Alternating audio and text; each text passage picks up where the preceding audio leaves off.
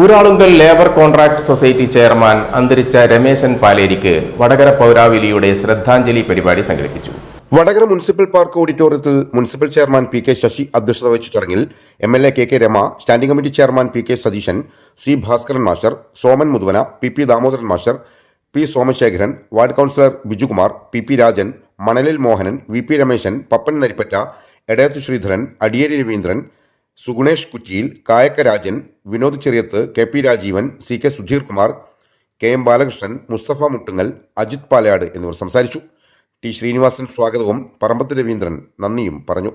നാടിനെ മുഴുവൻ ദുഃഖത്തിലാഴ്ത്തി.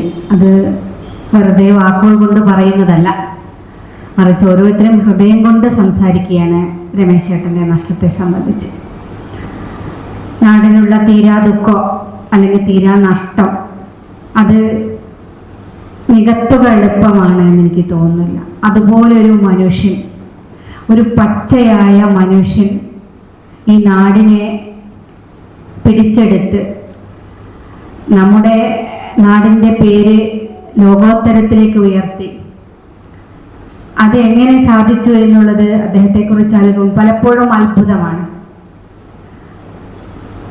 വളരെ എളിമയോടുകൂടി എല്ലാവരോടും സംസാരിക്കാൻ, പുഞ്ചിരിയോടുകൂടി മാത്രം സമീപിക്കാൻ, ആരെന്ത് പറഞ്ഞാലും അവരെ കേൾക്കുക എന്നുള്ള ഏറ്റവും പ്രധാനപ്പെട്ട കാര്യം. നമ്മളൊരു വിഷയം പറയാൻ രമേശ് ചേട്ടൻ്റെ അടുത്ത് പോകുമ്പോൾ രമേശ് ചേട്ടൻ മറ്റഭിപ്രായം ഇങ്ങോട്ട് പറയൂല, നമ്മൾ പറയുന്നത് പൂർണ്ണമായിട്ടും കേട്ടിരിക്കും.